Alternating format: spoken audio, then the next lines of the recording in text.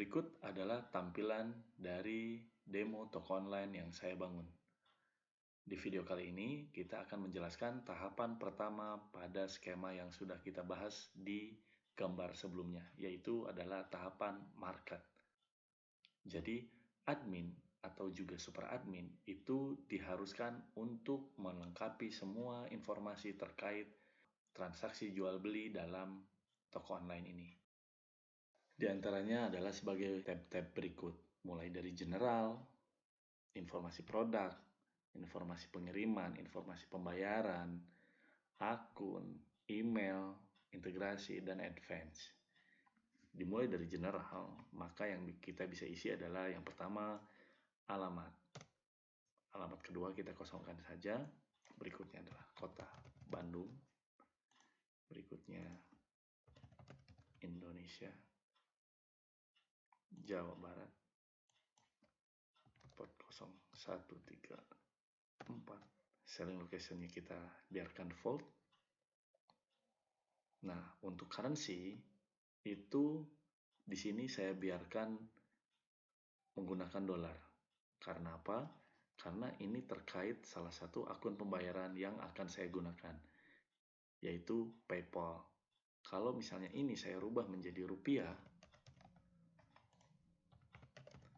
maka nanti di tab payment itu PayPal menjadi tidak aktif karena saat ini PayPal belum memiliki currency yang terkait rupiah dalam settingan defaultnya.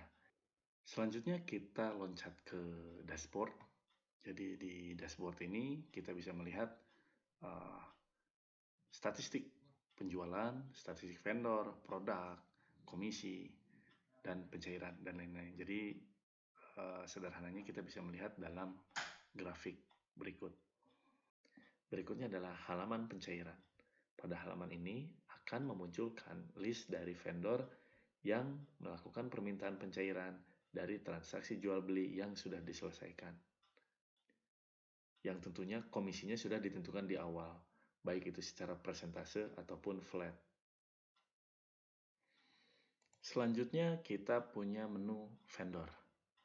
Nah, dalam menu vendor ini kita bisa melihat berapa banyak vendor yang sudah mendaftar ke kita atau vendor-vendor yang sudah tergabung di market kita.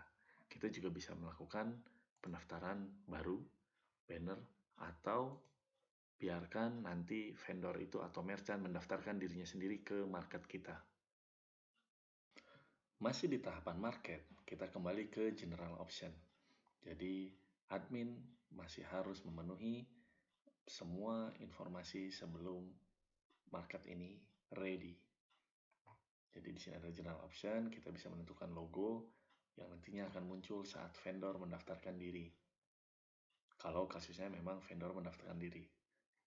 Karena vendor itu sebenarnya bisa didaftarkan hanya oleh admin saja. Term and condition juga yang pasti harus kita checklist karena ini cukup penting. Berikutnya kita ke selling option.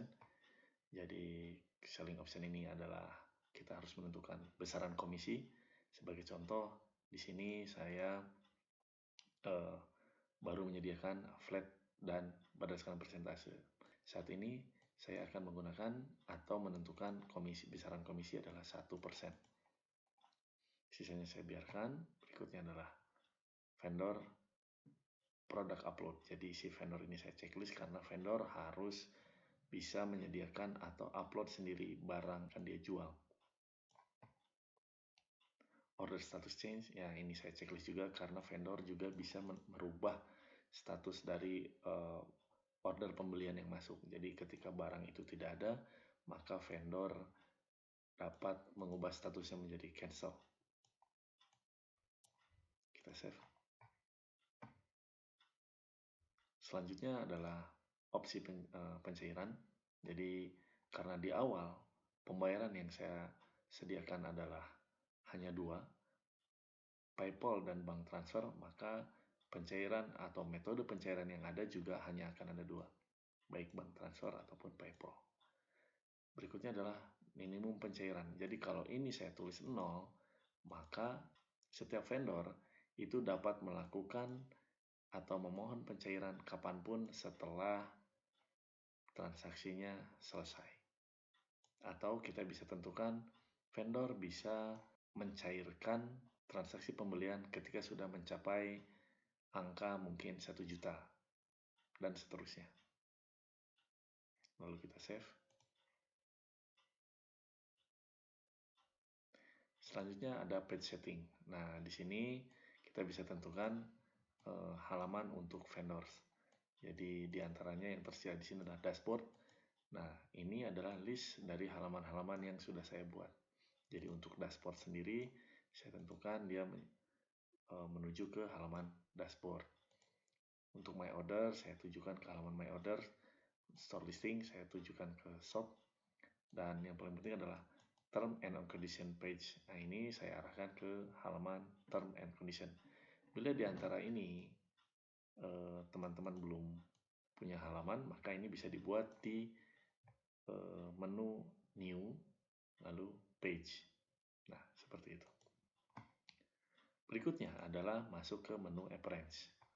Menu appearance ini itu kita menentukan halaman untuk vendors. Tampilannya seperti apa. Jadi di sini saya memilih yang ini. Lalu kita tentukan store opening and closing time. Lalu ini saya biarkan berikutnya. Vendor infonya bisa kita hide, mungkin apa yang ingin kita hide. Tapi di sini saya biarkan dulu. Lalu saya save. Jadi kurang lebih untuk hal basic yang mesti dipenuhi oleh admin market adalah sebagai yang sudah saya jelaskan berikut.